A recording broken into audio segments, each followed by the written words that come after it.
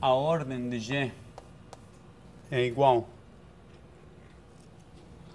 bom, são S4, são 24 elementos, então G tem 12. As classes de conjugação em A4, bom, tínhamos a identidade, que tem um único elemento. Tínhamos, bom, não tínhamos transposições, mas tínhamos ciclos de ordem 3. Lembra que esse grupo A4 era o grupo de simetrias do tetraedro. E os ciclos de ordem 3 correspondem a esses eixos aqui.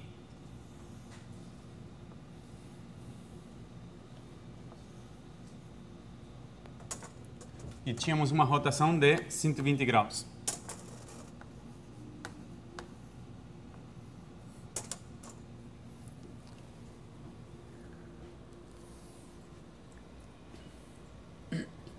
Tínhamos também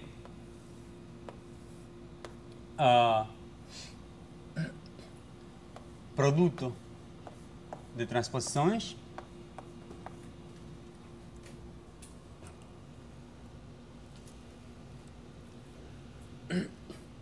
Que são elementos de ordem 2. E esse aí corresponde, botar, esse é o ciclo 1, 2, 3, vamos botar 1, 2, 3, 4. E a transposição 1, 2, 3, 4 corresponde a esse eixo aqui. E uma rotação de 180 graus.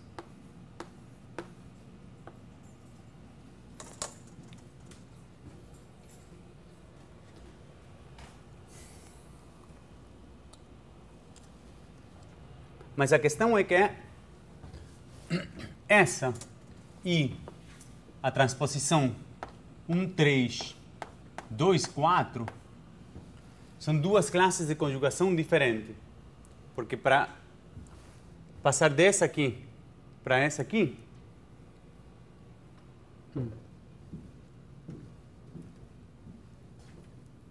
eu devo conjugar. Então vamos ver. Então, quantas classes de conjugação eu tenho nessa classe? Se a pergunta é se 1, 2, 3 e 1, 3, 2 são conjugados ou não. Esse é o inverso desse, né? Que nesse 4, eles são conjugados com a transposição 3, 2. Ou seja,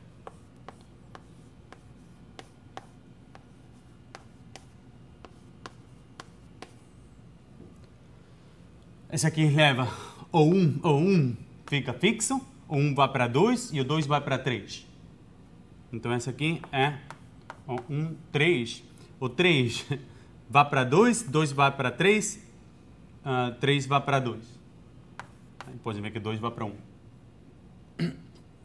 Mas a questão é que essa conjugação é uma conjugação dentro desse 4 por um elemento que está nesse 4, mas não está na A4. Então, esses elementos são conjugados nesse 4, mas não são conjugados em A4. Então, temos 4 elementos nessa classe de conjugação e temos 3 elementos nessa classe de conjugação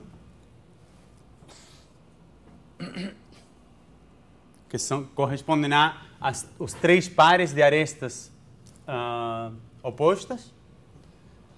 E temos, em princípio, temos 8 elementos nessa classe de conjugação. É 2 para cada vértice, que tem uma única face oposta, mas são divididos em 4 e 4.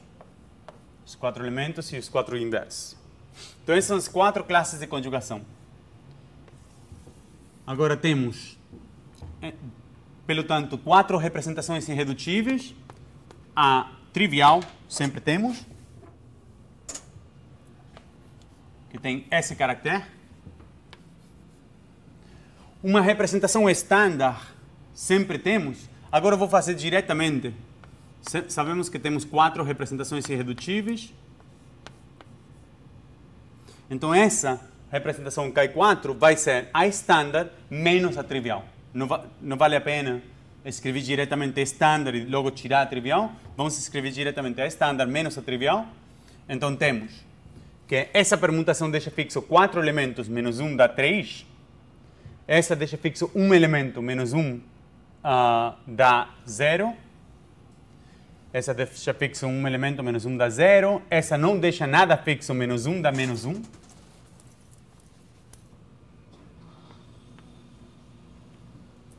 E estão faltando duas representações. E temos 1 mais 9 mais a quadrado mais b quadrado tem que ser igual a 12. Então estamos vendo que a é igual a b igual a 1. Tá? 10 a quadrado mais b quadrado igual a 2, só tem uma solução que é a e b igual a 1. Então, estão faltando duas representações de dimensão 1. Ou seja, o grupo A4 tem três representações irredutíveis de dimensão 1. Então, o que acontece quando um grupo tem uma representação irredutível de dimensão 1? Isso quer dizer que o caractere mesmo, então, seja G um grupo,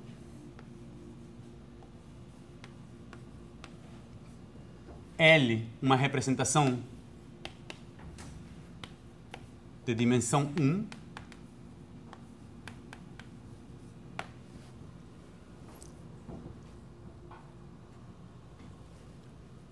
então, em particular, o caractere da representação L, esse é um morfismo de G em GL de L, que esse aqui é isomorfo a GL de 1, que isso aqui é o corpo, as unidades do corpo, matrizes 1 por 1, e o caractere mesmo é um morfismo. O traço da matriz é igual à matriz, ao número. Então, em geral, certamente o traço do produto não é o produto dos traços, mas em dimensão 1 o traço coincide com o determinante. Então, esses três casos são morfismos de grupos de GL em GL1. Mas, pelo tanto, o núcleo do caractere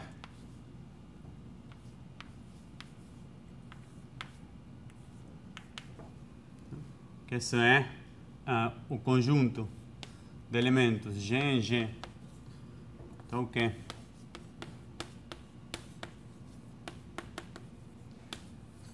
Esse é um subgrupo de G normal.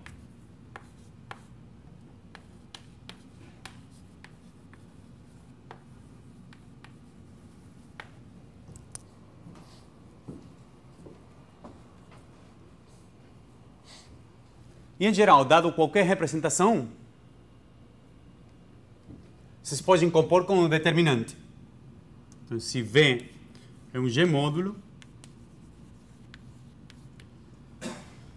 vocês podem fazer, dado uma representação G em GL de V,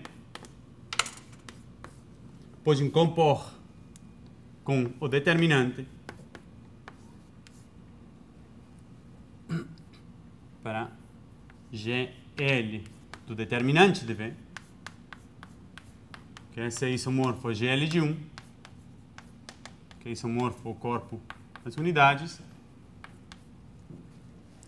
Tá, essas são duas matrizes invertíveis. E esse morfismo de grupos, o núcleo, é um subgrupo normal. Muitas vezes acontece que esse morfismo é trivial.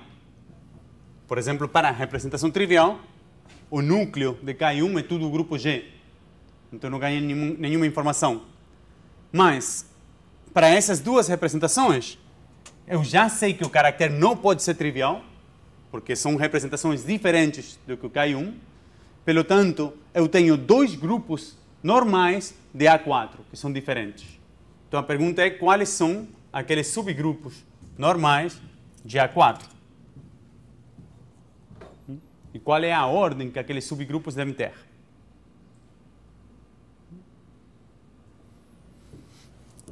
E bom, Se são subgrupos normais, então...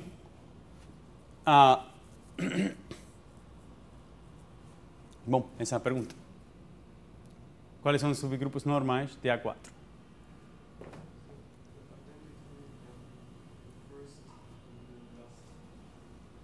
The identity.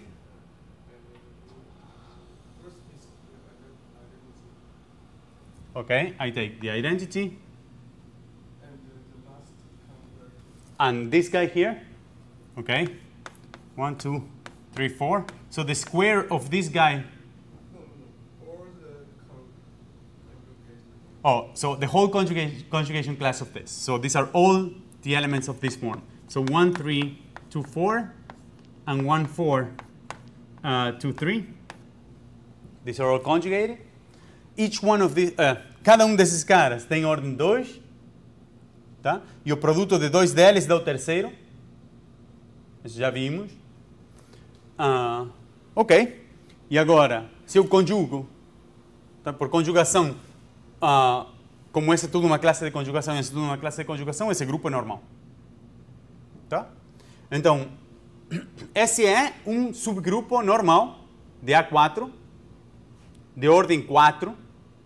Cada dos elementos que não é trivial tem ordem 2, portanto, esse grupo é um subgrupo que é Z, 2Z por Z, 2Z, que é o grupo de Klein dentro de A4. Tá? O quociente desse cara é um grupo de ordem 3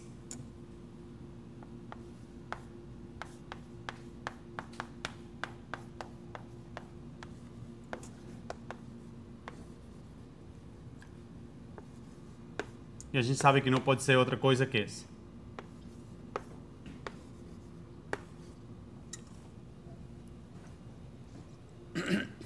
Agora, se eu tenho uma representação de dimensão 1 de um grupo e eu olho para o núcleo, é um subgrupo normal. Mas então, eu estou na situação onde eu tenho que o caractere da minha representação é um morfismo de G para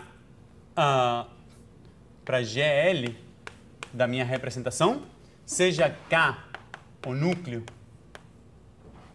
do KL, que esse é um subgrupo normal de G. Então, esse aqui desce para o quociente de G dividido K, que agora é um grupo, porque esse cara é um subgrupo normal.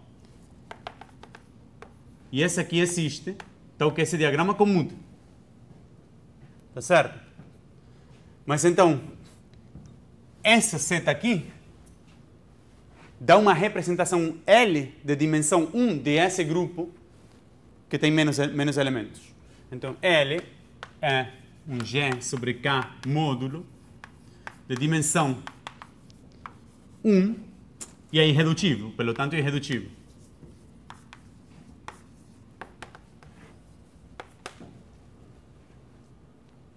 Então, o caractere KL de G fica determinado por como é o caractere desse quociente, que em nosso caso é um grupo cíclico de ordem 3. E a gente já calculou todas as representações irredutíveis desse grupo cíclico de ordem 3.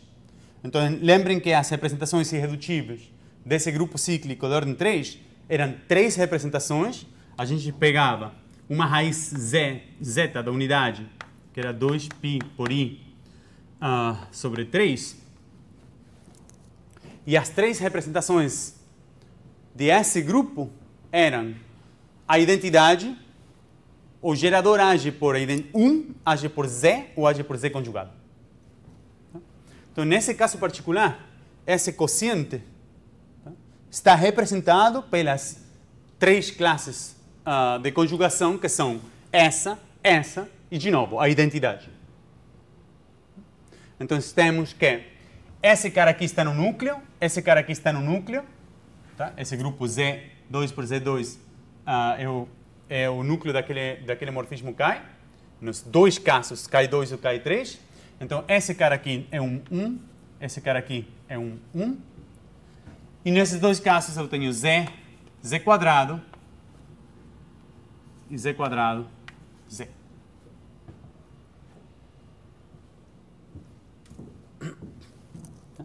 Então, não devo nem verificar que elas são irredutíveis, são de dimensão 1. Bom, essa é a tabela de representações do grupo A4. Então, em particular, o grupo A4 só tem uma representação irredutível de dimensão 3. 3 representações irredutíveis de dimensão 1. Então, estamos vendo que a representação geométrica que eu obtenho, tá, por rotações de R3 que preservam o tetraedro tem que ser essa representação aqui. Porque a representação geométrica era a representação de todas as permutações desses 4 elementos, como o grupo A4 age. Menos a trivial. Que esse foi o jeito de construir essa aqui.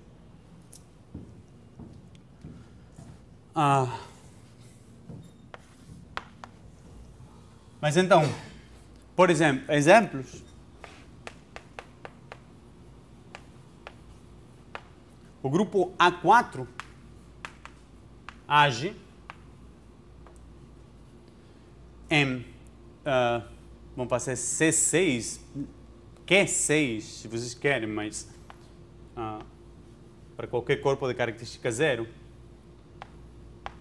ele tem uma representação de dimensão 6, permutando as 6 arestas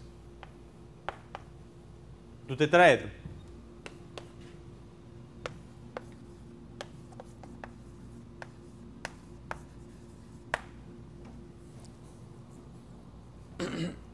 As 6 botam nomes para as 6 arestas. Bom, são 6, não vou numerar elas. E o grupo A4 age permutando as arestas. Então a pergunta é como é que aquela representação se descompõe em termos dessas representações aqui. Tá? Então, para isso, aquela representação dá um nome, vamos chamar K arestas. K arestas. O caractere dessa representação. Então, como é aquele caractere?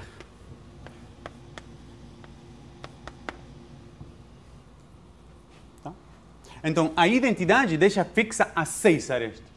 Então, tá, coincide com a dimensão, que é bom. O ciclo de ordem 3, bom, ele pega as 3 arestas de baixo, permuta elas, e as 3 arestas de cima, permuta elas. Então, não deixa fixo nada. O inverso, não deixa fixo nada. Esse aqui, as permutações desse tipo, ela leva 3 com 4 e 1 com 2. Então, essas duas arestas estão fixas. Ela para ela mesma. Essas duas opostas vão intercambiadas entre elas duas. E essas duas opostas ficam intercambiadas entre elas duas. Tá certo? O 4 vai para 3 e o 2 vai para 1. Então, esse tipo de permutações deixa fixa duas arestas. Então, esse é o caractere da representação de dimensão 6 que permuta as arestas. Agora, eu sei que essa representação não pode ser irredutível. Então, a pergunta é como é que ela se descompõe com respeito às outras. Então, para isso, a gente tem que calcular como é o produto interno dos caracteres, por exemplo, com o caractere K4. Então, agora isso aqui, por definição, é 1 sobre 12 por a soma dos cada um para cada uma das classes de conjugação, quantos elementos eu tenho na classe de conjugação, pelo produto dos caracteres, um deles vai conjugado. Tá? Nesse caso, eu escolhi K4, que não tem nenhum número complexo. Então, a identidade vai por 1 por 3 por 6.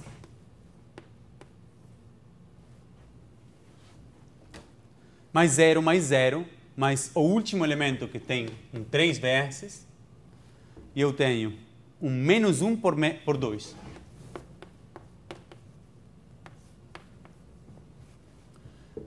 Então eu tenho 1 sobre 12, 18 menos 6, e esse aqui dá 1. Então eu sei que tenho pelo menos, que tenho exatamente uma cópia daquela representação de dimensão 3. Então esse aqui tem uma cópia dessa representação de dimensão 3. O quociente dessa representação, módulo dessa representação, tem dimensão 3, e eu sei que não é irredutível. Porque se for irredutível, devia ser essa representação de novo, e aí apareceria um 2 em lugar do 1. Então eu sei ainda que o quociente se descompõe como soma dessas representações.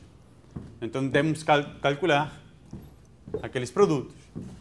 Então cai arestos, cai 1, é igual a 1 sobre 12 de 1 por 6, mais 1 por 2. Está certo? Não, dá 3 por 1 por 2. Tem um menos 1? Ah, a última tem um menos... Não, é 1, né? Estou calculando com a primeira, com a trivial. Então fica sendo 6 mais 3 por 2 dá 12. Então tenho 1 de novo, aparece uma vez a trivial. E só uma vez a trivial.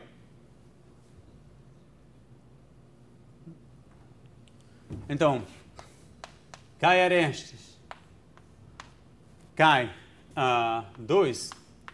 Essa é 1 sobre 12. Está sendo estranho.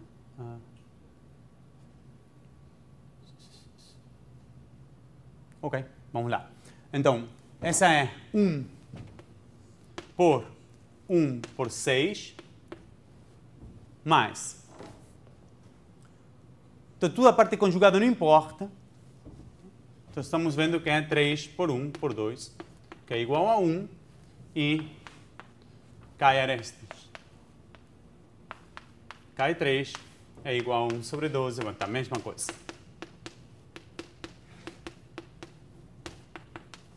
Então, o que estamos vendo é que se essa representação eu chamo da representação V arestas, então V arestas é igual à soma direta de a representação trivial mais a representação de dimensão 1 com carácter K2, a representação de dimensão 1 com carácter K3 e a representação de dimensão 3 com carácter K4. Olhem que é interessante, que é muito parecida à representação regular de A4. A representação regular de A4, lembrem que essa aqui é a representação em K de A4, as funções dentro de A4, que nesse caso é uma vez essa, mais uma vez cada uma delas, mas a última representação aparece 3 vezes.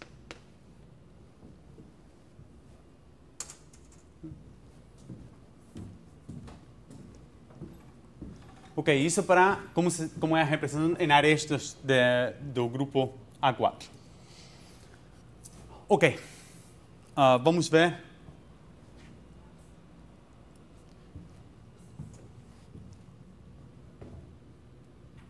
Tá, vamos fazer então agora um interlúdio em uma coisa um pouco mais abstrata. Tá? Agora vimos esses tipos de situações, onde, em particular, por exemplo, essas duas representações, que estou vendo imediatamente aí porque o caractere tem uns, essas 3 representações, o caractere tem uns aqui e uns aqui, e essas classes de conjugação são um subgrupo, que o caractere desce para o quociente.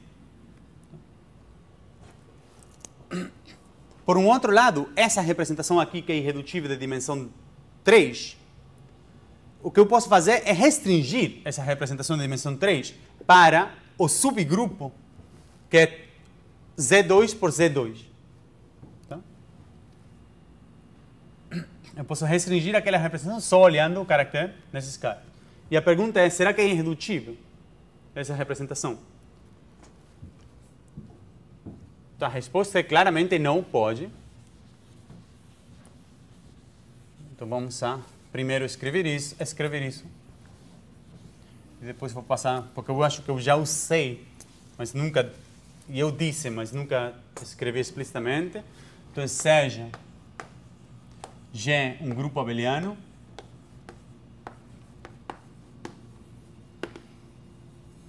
e V uma representação irredutível. Então, a dimensão de V é igual a 1. Aqui, de novo, o corpo K é algebricamente fechado e a característica de K é 0. Agora, mais sempre eu vou me restringir a característica 0 e corpos algebricamente fechados.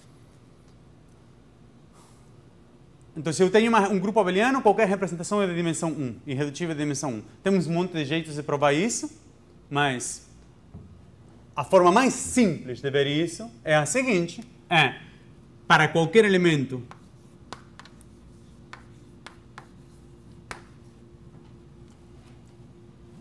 imaginem que vem um G módulo e vamos chamar de Rho a representação. Então, o Rho de G pertence a GL de V. Em particular, é um morfismo linear de V em V. Porém, como o grupo é abeliano, para tudo, G' em G, Rho de G por Rho de G' é igual ao Rho de G por G', que é igual ao Rho de G' por G, ou Rho de G' por Rho de G. Pelo tanto, esse endomorfismo comuta com a ação de G.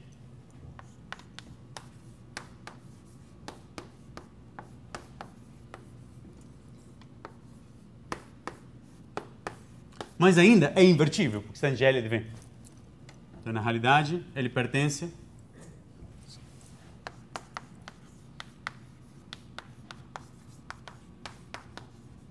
aos automorfismos dessa representação, que comutam com G. Agora, o lema de Schur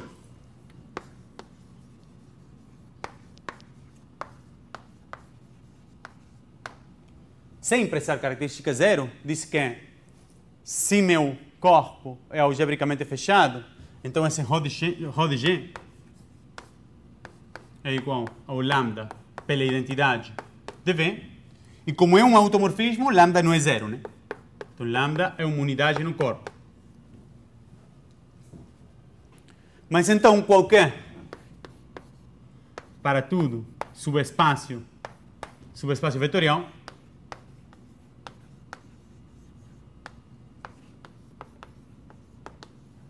e como isso vale para tudo G, que existe um lambda, esse lambda depende de G. Mas é uma constante.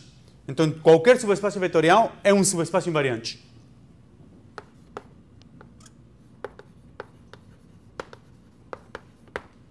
Então, se V tiver dimensão maior que 1, não pode ser irredutível.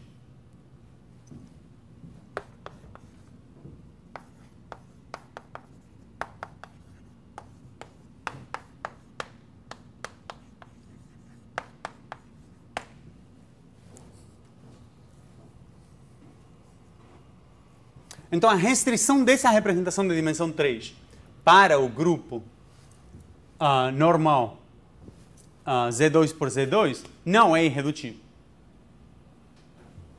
A gente sabe exatamente quais são os caracteres de esse grupo. A tabela de caracteres para esse grupo a gente pode fazer em 1 minuto.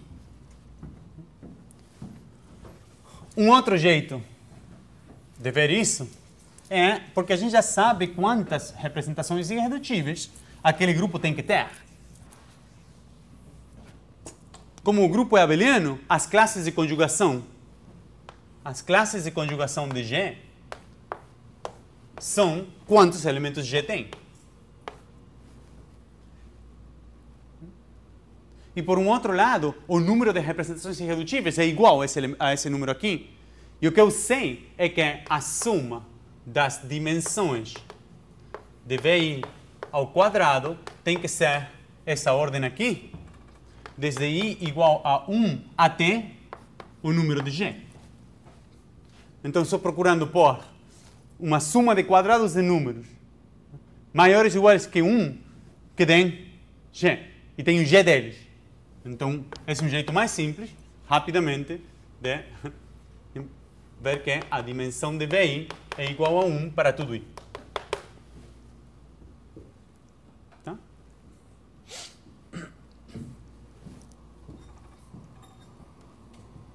Ok, nesse caso, quais são os caracteres de Z2 por Z2? Só para fazer. Então, naquele caso, temos 4 elementos. Temos a identidade, temos x, temos y e temos x por y. Tá? Aqui x pode ser aquela 1, 2, 3, 4. Y é igual a 1, 3, 2, 4. Então, temos exatamente 4 representações. A trivial tem tudo 1. Agora, de novo, como vou calcular as representações irredutíveis desse grupo? Então, eu posso fazer o mesmo jogo que antes. Como são todas de dimensão 1, o núcleo do caractere é um subgrupo. E agora, para esse caractere, é no caso que o núcleo é todo o grupo. Quais são os subgrupos desse grupo de ordem 4? E SZ2 e o Z2 diagonal. Então, os caracteres de Z2 são mais ou menos 1, são as únicas. Então, um subgrupo normal é, vamos fazer, K2 vai ter o subgrupo que vai ter no núcleo esse subgrupo, que é o subgrupo 1 e x. Então, esse cara está no núcleo, esse cara está no núcleo, e o quociente tem o y como gerador, que é o y ao quadrado dá 2, e 1. Então, o y vai dar um menos 1 e o x por y, portanto, dá menos 1. Tá, e os outros vocês podem fazer. Todas têm 1. Aqui eu vou ter um 1, menos 1. E aqui na última eu vou ter esse cara com menos 1. E essa tabela é caracteres de Z2 por Z2. Então a pergunta é, como é que é essa representação de Z2 por Z2 se descompõe em termos de aquelas irredutíveis. Algumas aparecem e outras não. Eu tenho aquela representação de dimensão 3 que veio naturalmente das permutações, rotações de R3 que preservam no tetraedro. Ela me deu naturalmente uma representação do grupo Z2 por Z2. O caractere daquela representação é o quê? Todas essas classes de conjugação, agora daquele grupo, agem com menos 1. Exceto a identidade, que age por 3. Tá certo?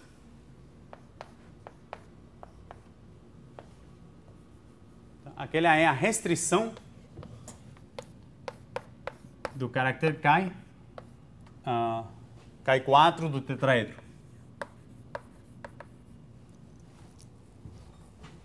Bom, então agora deixo para vocês saber como é a descomposição de esse cara em termos dessas aqui. Então o que vou fazer rapidamente é o seguinte. Vamos calcular o produto desses dois e ver se dá 0 ou não. Tá? Então, eu tenho 1 sobre 4 agora, que é a ordem do meu grupo, por 1 por 3, menos 1, menos 1, menos 1. E isso dá 0.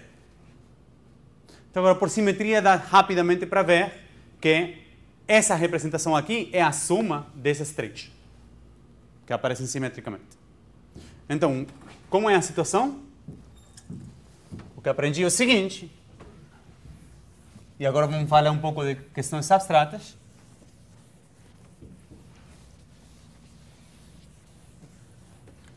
Eu tenho um grupo G, eu tenho um subgrupo H, que não precisa ser normal. Neste caso, eu escolhi normal.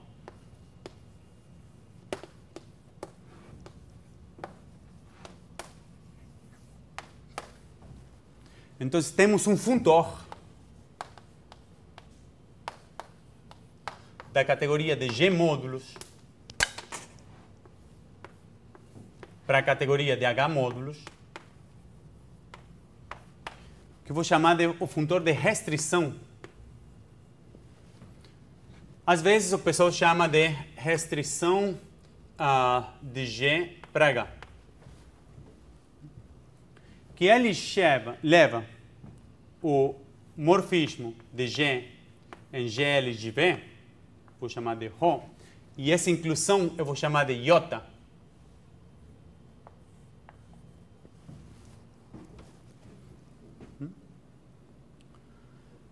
Então, de Rho para GL de V, ele vai para o H módulo, que é a composição de Rho com iota.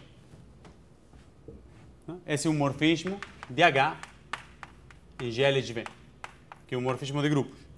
De fato, o que vocês estão vendo é que isso existe para qualquer iota, um morfismo de grupos de H para G. Em nenhum momento eu utilizei que H era um subgrupo. Iota não precisa ser uma injeção. Tá? Claramente, isso só depende da imagem de H dentro de G. Ok. Mas então, esse é um funtor. E o que acabamos de ver é que se V é um G módulo irredutível, a restrição de G para H de V não precisa ser irredutível.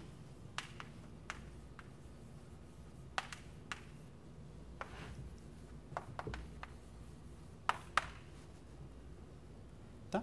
Isso acabamos de ver nesse exemplo. Eu peguei uma representação irredutível do grupo A4, eu restringi e eu tive uma que não era. Dá muito mais simples para ver pegando o H, o subgrupo trivial.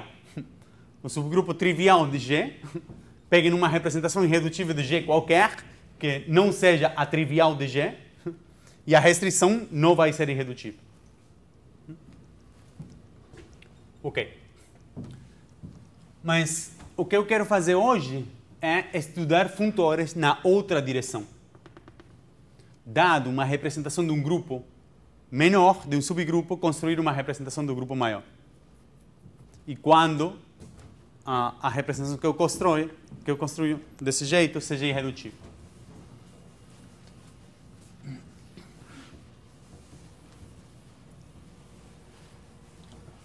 Mas antes de fazer isso, vamos falar um pouco de generalidades. Então, sejam... Eu não sei se o Eduardo fez isso na álgebra 1, por isso. Então, sejam C e D categorias.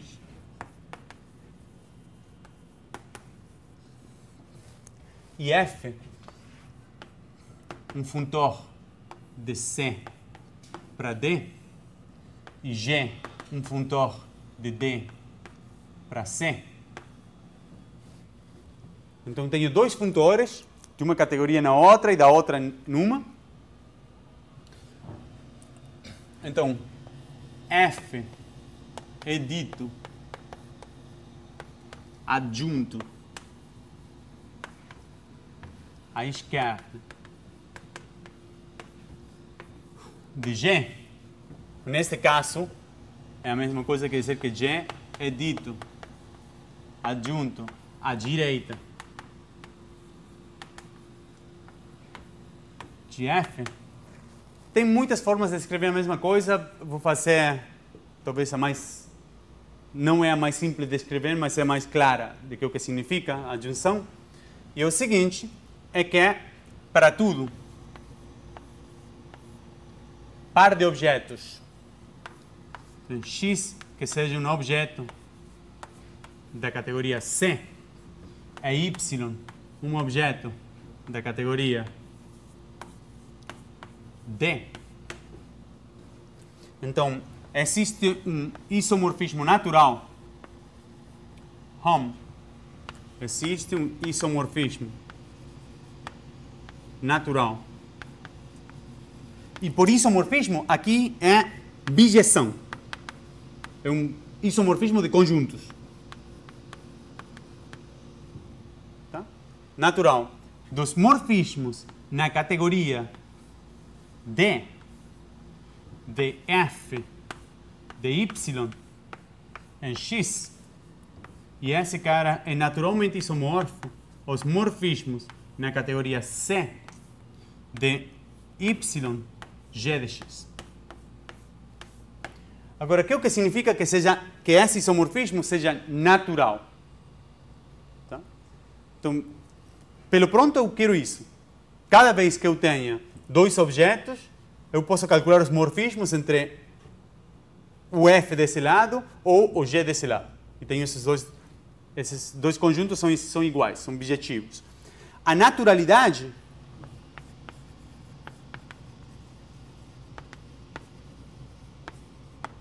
tem a ver com morfismos na categoria.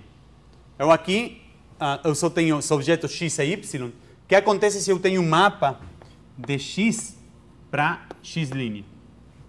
Por exemplo. Ou se eu tiver um mapa de y para y'. Vamos botar nomes, será φ e ψ.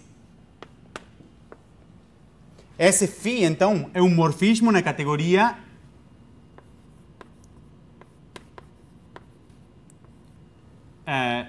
C, de x em x'. E esse ψ é um morfismo na categoria D, de y em y'. Então, nessa situação, o que eu tenho?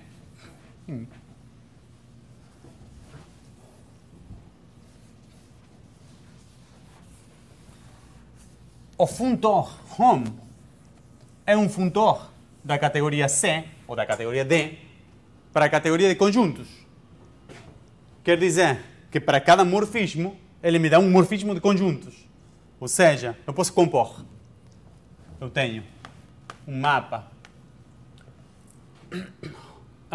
Eu tenho o F de ψ, que esse aqui é um morfismo, então, de na categoria D. Desculpa, o F vai de C para D. Ups. Ninguém me parou, mas claramente isso está errado, né? Eu botei F de Y. F é um funtor de C para D. Y é um objeto de D. Isso aqui não faz sentido. Então, para ter um objeto em D, eu preciso F de X e Y. E aqui o G de Y, que é um objeto em C. E agora está certo. Não sei por que troquei X com Y aí. Bom, tá.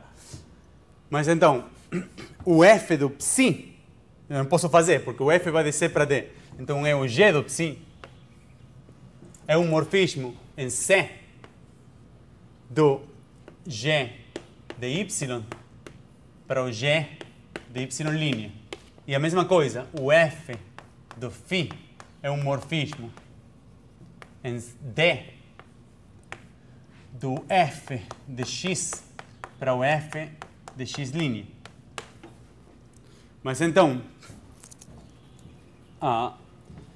se eu tenho um morfismo de Y para Y', e eu tenho um morfismo de F de X para Y, a composição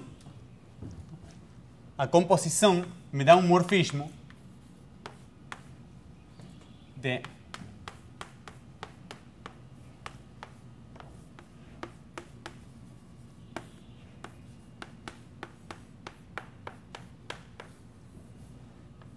que isso é a composição com o morfismo que o nome eu dei ψ. Tá certo? Por um outro lado, se eu tenho um morfismo de x para x', e eu tenho um morfismo, aí eu utilicei só, sim, de y para y'. Se eu tenho um morfismo de x para x', e eu tenho um morfismo de x' em y, bom, vamos continuar.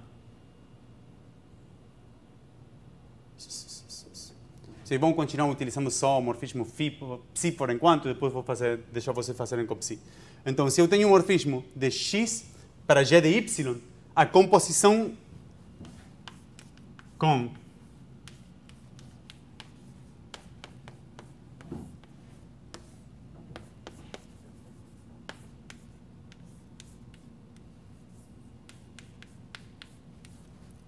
aqui é a composição com o f de psi. Eu vou de x para g de y e logo o f de psi me leva para... não, g de psi, desculpa. O g de psi leva para o g de y'. Agora, esses dois são isomorfos.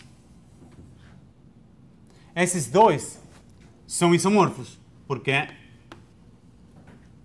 eu pedi isso para todo par de objetos, x e y. Nesse caso, estou utilizando x e y'. Então, o que eu vou pedir é que esse diagrama comute. E esse diagrama deve comutar para todo psi. Agora, a mesma coisa a gente deve fazer com o morfismo φ. Então, o morfismo φ vai deixar vocês utilizarem que esse funtor hom é contravariante no primeiro argumento. Então, o que a gente tem é um morfismo de hom de f de x' em y para hom de f de x em y. Toda vez que vocês têm um morfismo de f de x' em y, vocês obtêm um morfismo de hom de f de x em y, que é a precomposição agora com o morfismo f de φ. E a mesma coisa desse lado. Vocês têm um hom de x' em g de y, e isso vai para hom de x em g de y. E isso é a precomposição com o morfismo φ.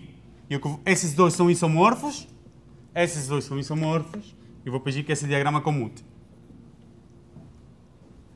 Então, quando eu tenho essa situação, eu vou dizer que os dois funtores são adjuntos. São exemplos de adjunções.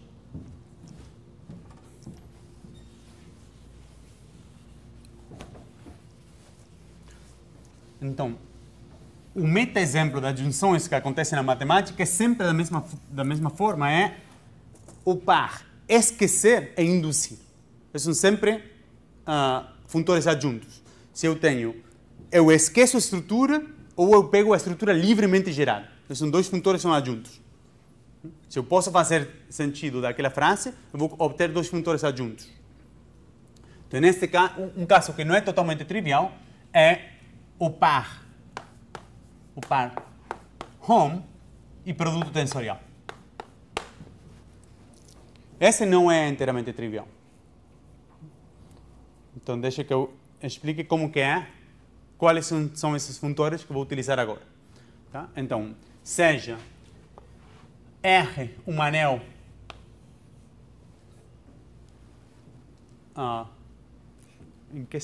qual ordem eu quero fazer? Se eu fizer comutativo... Tá, vamos fazer um anel associativo, não precisa ser comutativo.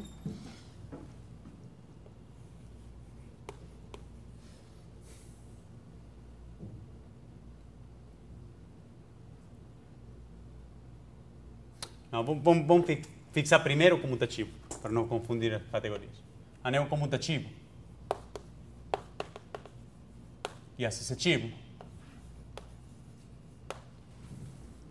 E vamos pegar a categoria C a categoria de R módulos.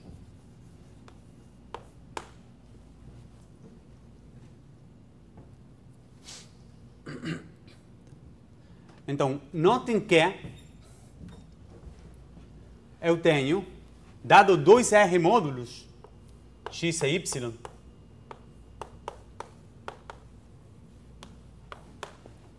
então o produto tensorial de x e y sobre R é um R módulo.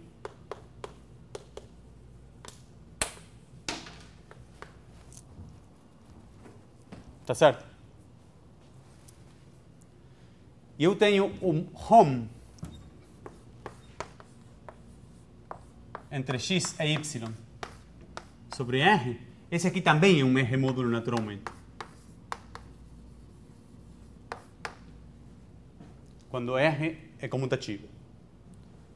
Então, eu preciso que o R seja comutativo para definir esse produto tensorial. Eu acho que o Eduardo fez isso na álgebra 1. Definiu o produto tensorial de módulos para grupos, para anéis comutativos. Então, são módulos sobre anéis comutativos, tem esse produto tensorial. Lembrem que isso aqui é essencialmente o produto tensorial sobre Z dividido pela ação diagonal de R. Esse aqui também eu preciso que seja o R comutativo para que esse cara tenha uma estrutura natural de R módulos. E o que eu tenho é uma bijeção natural de hom R entre x tensor y sobre R e Z é naturalmente isomorfo ao hom de x para hom de y para Z.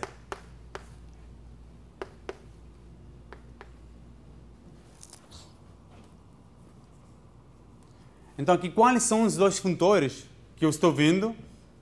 E está claro qual é o que... Esse aqui é adjunto à esquerda de um funtor que tem que ser adjunto à direita. Tá certo? Então, aqui o objeto é x.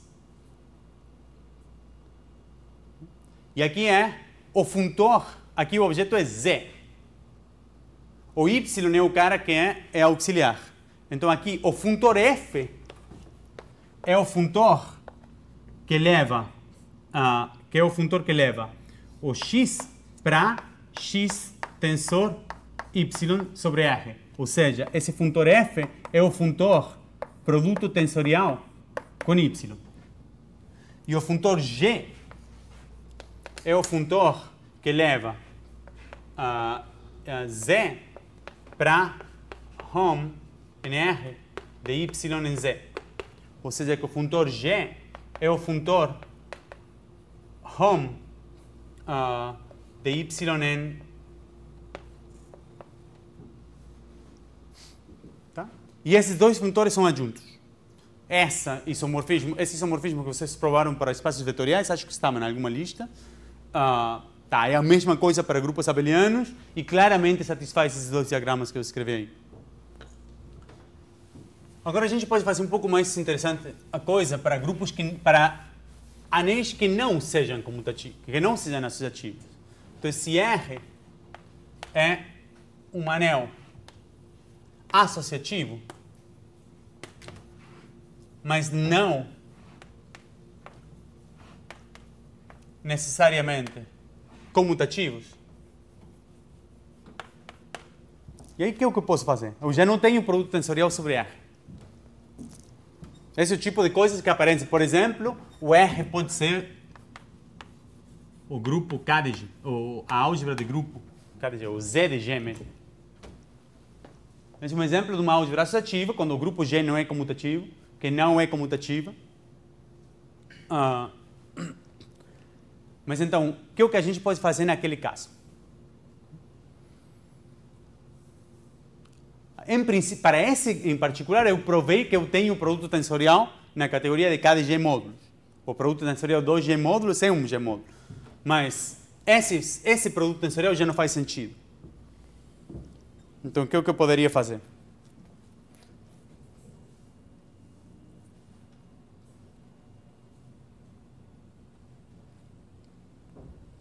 Ok. Então, o que eu posso fazer sempre é o seguinte. Seja Y.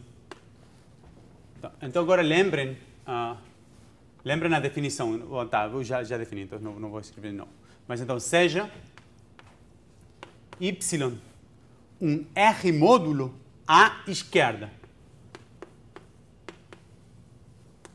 Naquele caso lá, não importava se era esquerda ou direita, o anel era comutativo. Nesse caso, o anel não é comutativo, então é um R módulo, que significa a esquerda. Vou olhar um funtor f que leva x a x tensor sobre R com y. Aqui, o x é um R módulo, mas à direita.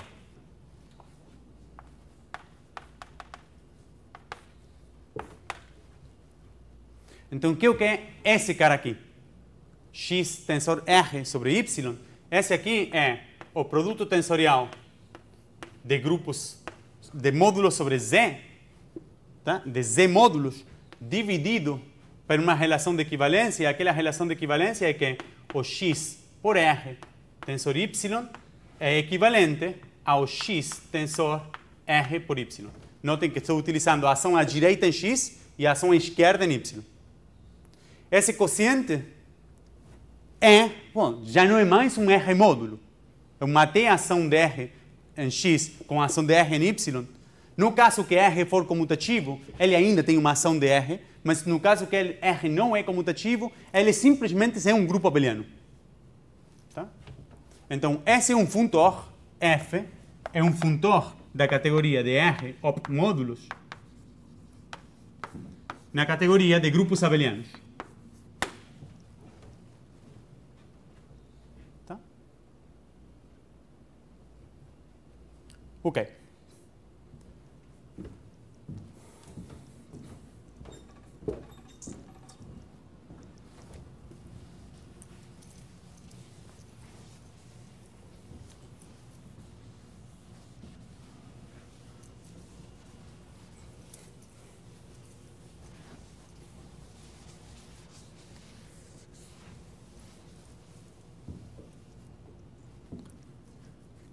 Vamos olhar o Y do outro lado. Se eu tenho Y é um R módulo.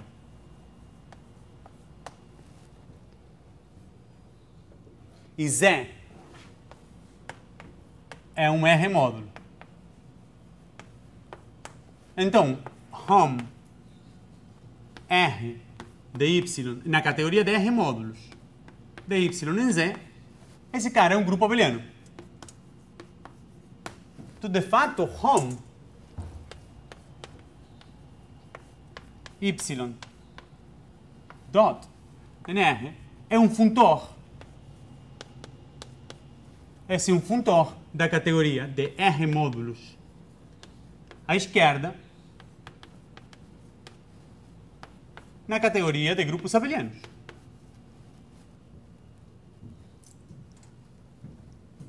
Então, tenho esses dois funtores. E agora já não estou mais na situação de funtores adjuntos como tinha antes. Então, deixo para vocês pensarem como escrever. Mas ainda tenho esse isomorfismo natural. É só que agora já não são mais de Hom R. Ou seja, o que eu sei é que Hom de X tensor R Y. Não, eu vou ter que escrever. Não. Vou deixar para vocês pensarem como é a adjunção. Qual é a relação entre esses dois funtores? Para o caso de R, uma álgebra associativa arbitrária. Agora eu vou fazer um outro caso, que é o caso que a gente está interessado. Então, o caso de G módulos. Que esse caso é uma adjunção exatamente igual que a que temos lá. No caso de G módulos, se eu olho a G módulos sobre um corpo fixo K, um corpo fixo, então essa categoria tem produtos tensoriais, dado X e Y, 2G módulos. Então, o que a gente já viu é que hom sobre k de x para y é um G-módulo, naturalmente. Então, em lugar de olhar ele como k espaço vetorial, eu vou olhar ele como G-módulo, vou botar uma linha aí. Quando eu veja esse espaço vetorial, com a estrutura de G-módulos, vou botar linha só para distinguir do espaço vetorial sem a estrutura de G-módulo. E também temos que x tensor sobre k, não sobre k de g, y, também é um G-módulo. E o que temos naturalmente é um isomorfismo, que esse eu acho que também estava na lista, de morfismos na categoria de k espaços vetoriais, de k de x tensor y sobre k em z, naturalmente isomorfo ao hom de x em hom k de y para z. E também temos um isomorfismo na categoria de G-módulos. Essa aqui é uma representação de G, essa aqui é uma representação de G, essa aqui é uma representação de G e essa é uma representação de G. Então, eu posso olhar HOMs na categoria de G-módulos. Então, agora, os dois funtores são funtores da categoria de G-módulos na categoria de G-módulos. E são adjuntos.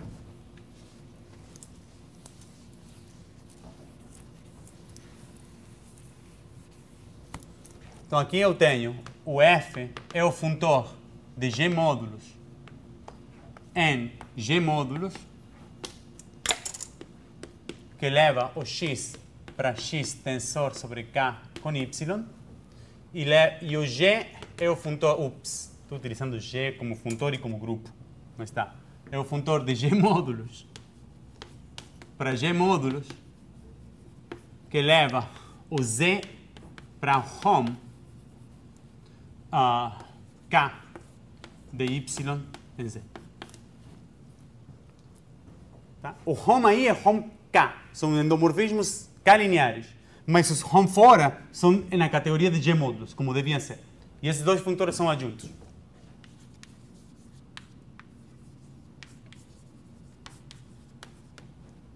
Ok. Hoje, então, eu quero falar de uma outra junção, que é muito mais, não sei se mais importante, mas é o que a gente vai começar a estudar, que é a seguinte.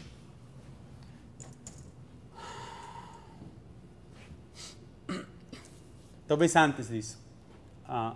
Vamos ver que situação, que coisas a gente tem quando eu tenho um par de funtores adjuntos. Vamos supor que eu tenho F adjunto a G. Essa significa F adjunto à esquerda de G.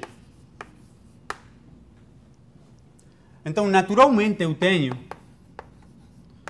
lembrem que isso é em C, em D, F de X para Y, e é naturalmente isomorfo a morfismos em C de X para G de Y. Mas olhem nessa igualdade e botem Y igual a F de X. Esse é um objeto da categoria D. Tá? Então, nessa igualdade, se eu boto Y igual a F de X, aqui fica G de F de X. Mas esse conjunto aqui tem um elemento preferido, que é a identidade de F de X. Está nesse conjunto. Pelo tanto, esse conjunto aqui tem um elemento preferido, que é a imagem, por essa objeção, da identidade de F de X. Tá? Então, para cada objeto X, para todo objeto X, em C, a gente obtém um morfismo de X em G de F de X.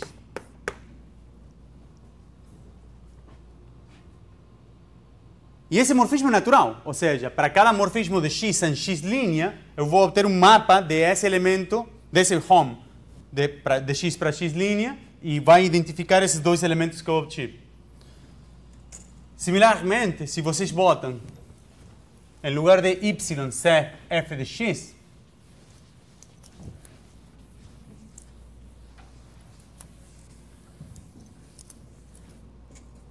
se em lugar de y ser f de x, eu boto x ser g de y, então agora, lembra, é meu home de f de g de y, naturalmente isomorfo ao home em c de g de y, g de y. Agora, esse grupo, esse conjunto tem a identidade de g de y como elemento. Pelo tanto, esse cara tem naturalmente um elemento, que é um morfismo de f de g de y para y. Agora, eu não lembro se o Eduardo falou de transformações naturais, então vou fazer isso. Tá? Então, definição. Seja H um funtor entre duas categorias A e B, para não confundir com C e D aí, um funtor H e H'. Dois funtores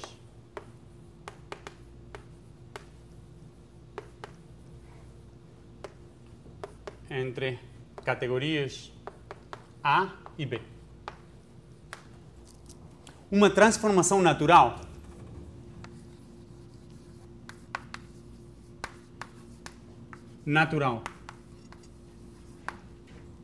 φ de H em H' é o dado seguinte: para todo objeto A em A, o que vocês vão querer é um morfismo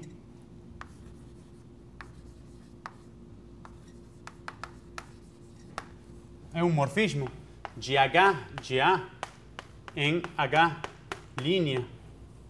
de A. Eu vou chamar φ sub A.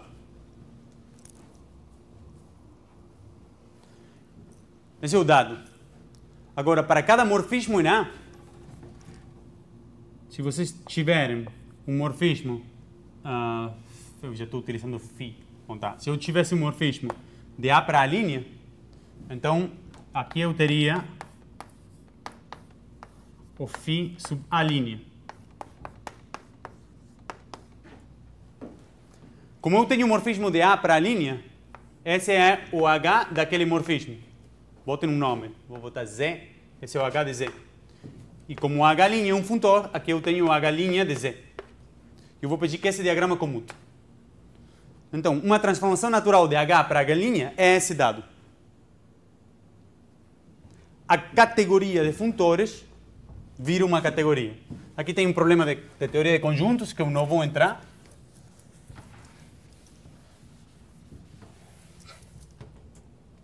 Ou seja, não necessariamente... não importa. A categoria de funtores eu vou chamar de BA.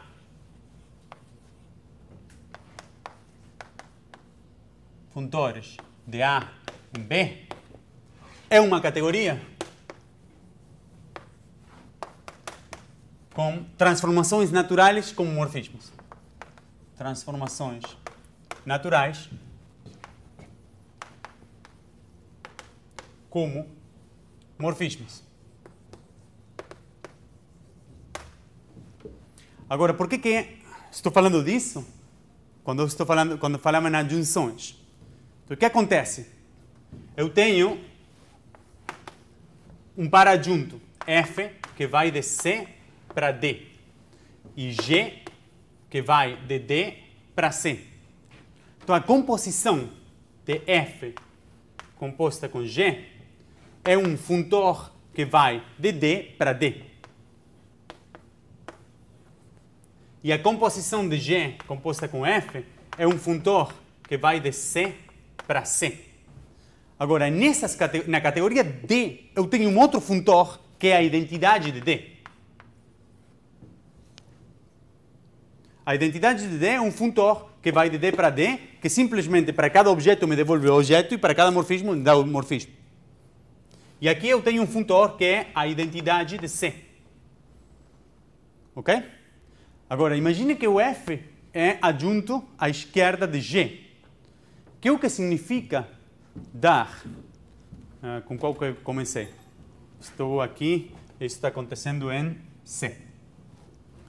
Que o que significa dar um morfismo, uma transformação natural da identidade de C para a composição G com F. Tá? Uma transformação natural de esse cara nesse cara. Por definição, que é o que é? Para cada objeto de C, tá? Agora eu tenho dois funtores, as duas categorias são iguais, C com C. Num caso eu tenho a identidade, no outro caso eu tenho o F, o G composto com F. Então preciso, para cada objeto de C, dar um mapa entre a identidade, H é a identidade aqui, desse objeto, e a composição G de F do meu objeto. É isso exatamente o que eu tive. Eu tenho um mapa entre a identidade do meu objeto e G composto com G de F do X. Então, quando são adjuntos o F com o G, eu tenho uma transformação natural da identidade em G com F. E quando são adjuntos de F, na outra sentido, eu tenho uma transformação natural nessa direção. Por quê? Porque uma transformação desse funtor para esse funtor, que é o quê? Para cada objeto, um morfismo de F de G de I, aí, que é a identidade de I. Tá? Então, dado dois funtores adjuntos, eu tenho essas transformações naturais. Da identidade em F por G e de F composta com G a identidade e da identidade em C a G composta com F. Agora, duas categorias são... Dois conjuntos são isomorfos se eu tenho um mapa... Acho que não vou falar de indução hoje. Então, dois conjuntos, S e T, conjuntos, são isomorfos se eu tenho um F daqui para aqui e um G daqui para aqui, tal que a composição F composta com G é igual à identidade de T e G composta com F é igual, é o importante, à identidade de S. Em categorias, isso implica que o S e T são isomorfos.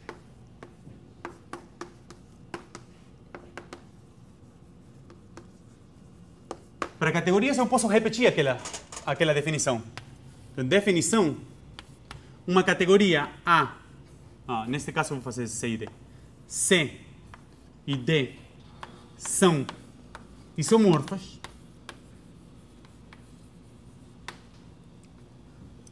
se existem funtores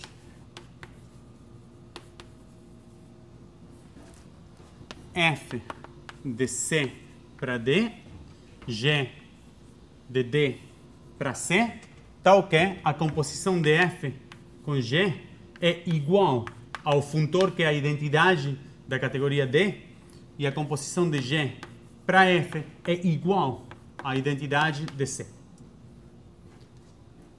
Agora, exemplos de categorias isomorfas. Botem C igual à categoria D, F igual à identidade de C e G igual à identidade de D. Esse é claramente um isomorfismo de categorias. Me dá um outro exemplo. Eu não conheço. Isso não acontece na vida real. Para duas categorias que não sejam iguais, é muito difícil as duas categorias serem isomorfas. Isso não acontece na vida real porque, dado dois funtores, não é natural perguntar quando esses dois funtores são iguais. O que é natural é perguntar quando dois funtores são isomorfos. Quando eu tenho dois mapas de conjuntos, por que aqui eu tinha um igual? Porque eu posso comparar dois elementos de um conjunto se são iguais ou não. Mas aqui eu devo comparar se dois objetos de uma categoria são iguais ou não. E isso não faz sentido. Dois objetos de uma categoria, é melhor perguntar se são isomorfos ou não. Então, essa definição é a seguinte, que é definição C e D são equivalentes. Essa é uma noção mais importante e mais útil do que a definição de isomorfismo de categorias, mas se são equivalentes se existem F e G, tal que F composta com G é isomorfo à identidade de D e a oposta. E G composta com F é isomorfo à identidade de C. Que é o que significa ser isomorfismo para dois funtores. E, agora sim, dois funtores são isomorfos se são isomorfos nessa categoria. Quer dizer, existe uma transformação natural de um funtor no outro e uma transformação natural do outro no um, tal que a composição é igual à identidade. Então, para testar equivalência, há dois passos. Esse isomorfismo significa que existem transformações naturais. Corolário dessa definição e daquela observação que eu fiz lá é se F e G são uma equivalência, corolário, se F e G formam uma equivalência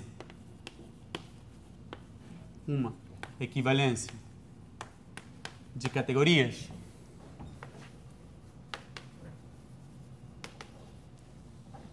de C para D e de D para C, esse aqui é F e esse aqui é G, então F é adjunto à esquerda de G e G é adjunto à esquerda de F. Por quê? Porque, em particular, eu tenho essas adjunções, essas transformações naturais. Ok. Então, quando vocês querem testar que as categorias são similares, por exemplo, são equivalentes, estão procurando por dois funtores que sejam adjuntos. Adjunções são importantes nesse sentido. Ok. Deixa eu só anunciar que é o que a gente vai estudar agora, que é o seguinte, seja H um subgrupo de G, um subgrupo,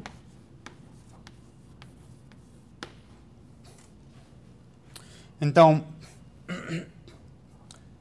lembrem que eu tenho K de G é um K de H, K de G bimódulo, ou seja, K de G age por multiplicação à direita e K de H age por multiplicação à esquerda. Então, o funtor... agora vai ser interessante. Eu não vou dar um nome primeiro. V vai ser um H módulo. Vai para V.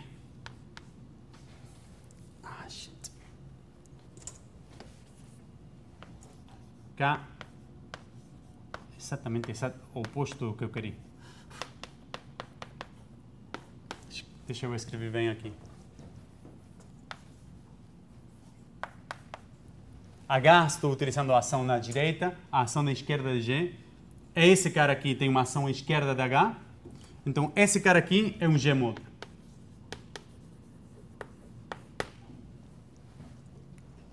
Isso aqui é chamado...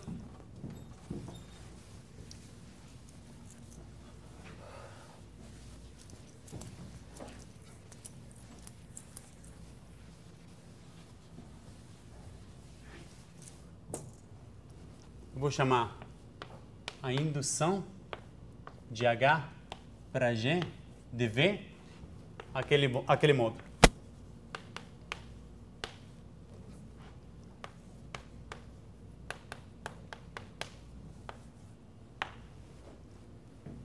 Está claro qual é a ação de K de G? K de G age por multiplicação nesse fator. Tá? Por um outro lado, eu posso definir um outro funtor, que eu vou chamar de indução tilde de H para G de V, e vou definir esse cara como funções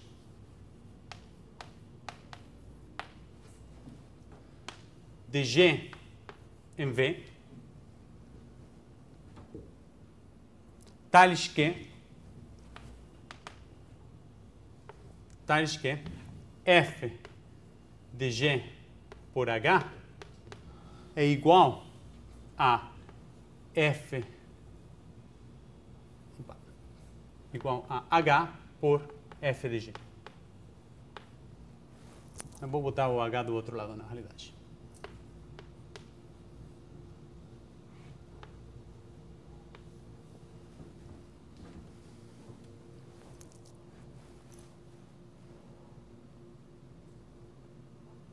Então esse aqui é um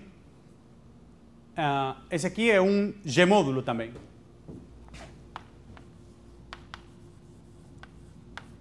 Se vocês me dão uma função f, que o que é a G por f?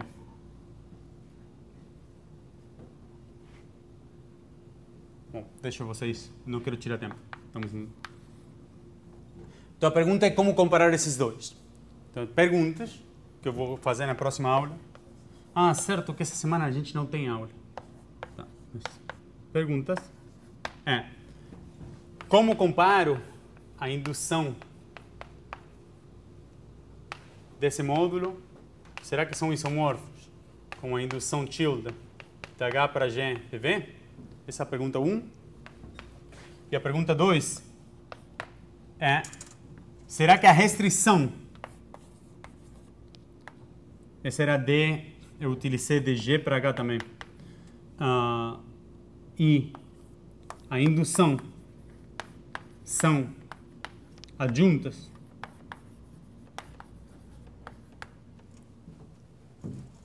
Então, só para finalizar, lembrem que a gente tem uma restrição. O funtor de restrição de G para H levava um W, que era um G-módulo, para W como H-módulo. Só lembrando a ação de H. Mas para escrever também como produto tensorial é mais simples escrever esse cara como K de H tensor K de H com W. Claramente, como K é espaço vetorial, esses dois são isomorfos. Mas como H módulo, está claro que esse cara é um H módulo. É a multiplicação da H desse lado. Tá? Então, a pergunta é sim, o produto, esse funtor aqui é o funtor de produto tensorial sobre K de H. É um funtor que vai da categoria de G módulos para a categoria de H módulos. E esse outro funtor, que vai daqui para aqui, é o funtor de produto tensorial com K de G.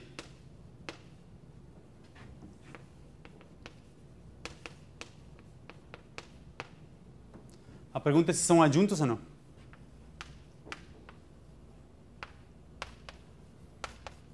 E se forem adjuntos, qual é a adjunto esquerda e qual é a adjunto direita? Ser adjunto não é simétrico. Não é certo que se um funtor é adjunto esquerda, é adjunto direita. No caso de equivalência, sim, que essa é uma condição forte. No caso de uma equivalência, o F é adjunto à esquerda e à direita do G. Esses aí não podem ser equivalentes se o H é diferente que o G. Bom, então esse eu vou fazer na terça. E aí quase que eu vou finalizar com representações.